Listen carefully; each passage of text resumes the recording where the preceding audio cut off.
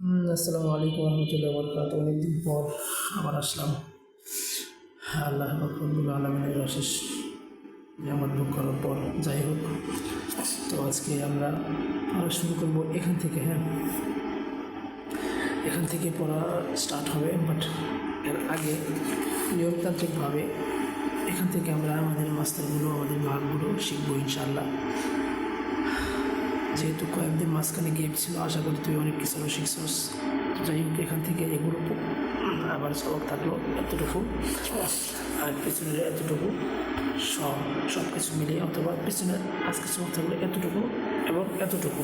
ওকে, এটা হচ্ছে just word memorising. But এখান থেকে তোর মূল পড়া শুরু হবে। হ্যাঁ, মূল পড়া শুরুর সিস্টেমটা হচ্ছে এমন, কিছু প্রয়োজনীয় বাক্যসমূহ আমরা উপরের ভারগুলো দিয়ে আদেশমূলক বাক্য অনুসরণ অনুশীলন করি। এখন উপরে যে সমস্ত ভার্ব আছে, এখানে তো উপরে আছে, তারপরে এই যে অনেকগুলো যে ভার্ব আছে, আমরা কয়েকদিন যাবত ভার্ব শিখছি, এই ভার্বগুলো দিয়ে মূলত আমরা প্র্যাকটিস করবো এই পরবর্তী লেসনটা। হ্যাঁ, পরবর্তী লেসনটা মোটামুটি দীর্ঘ আছে, আমাদের বেশ অনেকগুলো নিয়ম আছে, নিয়মগুলো ফলো করে আমরা আমাদের বাক্যগুলোকে জাস্ট মুখস্থ করবো। হ্যাঁ, আমরা সকলে জানি যে আমি সর্বপ্রথম তোকে বলেছিলাম যে আমরা যে বাংলায় কথা বলি পরস্পর, এই কথাগুলো কিন্তু আমরা মুখস্থের ভিত্তিতে বলে ফেলি। অর্থাৎ আমাদের ভাবতে হয় না যে আমি কথা বলবো, এর আগে যে আমি এই ফাইল অথবা বাক্যের যে মূল কর্তা সেটা প্রথমে নিয়ে আসতে হবে, তারপরে কথা বলবো, বলতে হবে, বলেছি, তারপরে বলো বা এই টাইপের শব্দ বলা যাবে না, মানে এই টাইপের যে সমস্ত ব্যাকরণিক যে সমস্ত নিয়মকানুন আছে, তারপর বাক্যের যে স্ট্রাকচার আছে, এগুলো কিন্তু আমাদের মানে করতে হয় না, ভাবতে হয় না, মুখস্থ মতো আমাদের মুখ থেকে অটোমেটিকলি বের হয়ে যায়।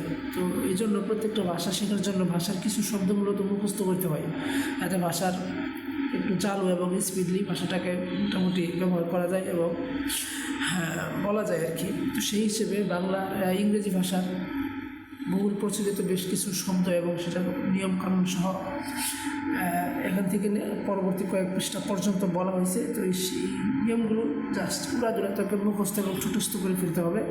জাস্ট তুই ভার্ব চেঞ্জ করবি এবং পরবর্তী নিয়ম অ্যাপ্লাই করে করে প্র্যাকটিস করতে থাকবি। হ্যাঁ, ফার্স্ট নিয়ম হচ্ছে কোনো কাজের নির্দেশ বোঝাতে কিচ্ছু না, জাস্ট ইট, অর্থাৎ জাস্ট ওই শুধুমাত্র সেই ভার্বটা বললে সেই কাজের আমলের শিকার হয়ে যায়। অর্থাৎ ইট শাব্দিক অর্থ হচ্ছে সরাসরি ভার্বের অর্থ তুই যদি নেস তাহলে হচ্ছে খাওয়া, আর সেটাকে তুই যদি নির্দেশ হিসেবে প্রকাশ করতে চাস, জাস্ট ইট মানে তুমি খাও, রাইট লিখো, রিড পড়ো, টিচ শেখাও। তো প্রাথমিক অবস্থায় তো আজকের পড়া হচ্ছে এতটুকু। হ্যাঁ, এতটুকু ইট, এখানে যা আছে ইট, এখানে একটু বিচ্ছিন্নভাবে আছে না, এখানে কি হচ্ছে, এটা না ফিরছিলা, এখানে হচ্ছে আমারের সিগা।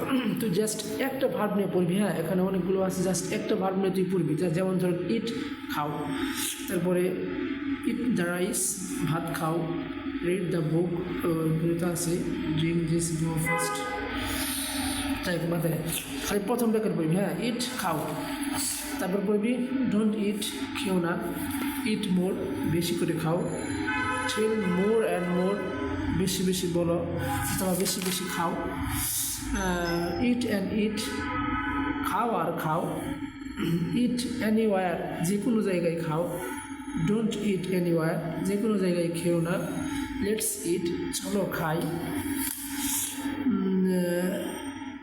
লেট মি গো মানে লেট মি ইট, আমাকে খেতে দাও, ডোন্ট লেট মি ইট, আমাকে খেতে দিও না, কিপ ইটিং, খেতে থাকো, ডোন্ট কিপ ইটিং, খেতে থেকো না, try to eating, try to eat, খাওয়ার চেষ্টা করো, ডোন্ট ট্রাই টু ইট, খাওয়ার চেষ্টা করো না, সামথিং টু ইট, কিছু খাওয়ার আছে, নাথিং টু ইট, খাওয়ার কিছু নেই, স্টার্ট ইটিং, খাওয়া শুরু করো, I start eating the banana, আমি কলা খাওয়া শুরু করি, এটা ক্যান্সেল হতে পারে, এটা আপাতত প্রয়োজন নেই, ডোন্ট স্টার্ট ইটিং, খাওয়া শুরু করো না, স্টপ ইটিং, খাওয়া বন্ধ করো। তারপর হচ্ছে স্টপ ইটিং, খাওয়া বন্ধ করো। গোয়িং টু মানে ইটিং টু, এটা আসলে গোয়িং মানে গো এই টাইপের ভার্বের সাথে খাস, আপাতত এটা স্কিপ করলাম, এই যে at the time of eating, খাওয়ার সময়, at the time of eating, খাওয়ার সময়, at the time of eating, খাওয়ার সময়। ওকে, হচ্ছে it is time to eat, পড়ার সময় হয়েছে। It is time to eat, পড়ার সময় হয়েছে, সরি খাওয়ার সময় হয়েছে। This is the high time to eat, এটি তো খাওয়ার উপযুক্ত সময়। নেভার ইট, কখনো খেও না। অলওয়েজ ইট, সর্বদা খাও, সবসময় খাও। ওকে, এটা আবার স্কিপ কর। তারপর হচ্ছে এখানে এগুলি স্কিপ থাকুক। এটা নো নিড টু ইট, খাওয়ার দরকার নেই। অনেক আর অনেক আছে না, যাই হোক তাহলে আপাতত 30 পর্যন্ত। এখানে কিন্তু একটা ক্যান্সেল আছে, এটা ক্যান্সেল, এটা ক্যান্সেল। তারপর এখান থেকে 27 নাম্বার, এটা ক্যান্সেল, এরকম দু একটা ক্যান্সেল আছে। ওকে, 21 নাম্বারটা ক্যান্সেল, তো 20 নাম্বারটা ক্যান্সেল হবে।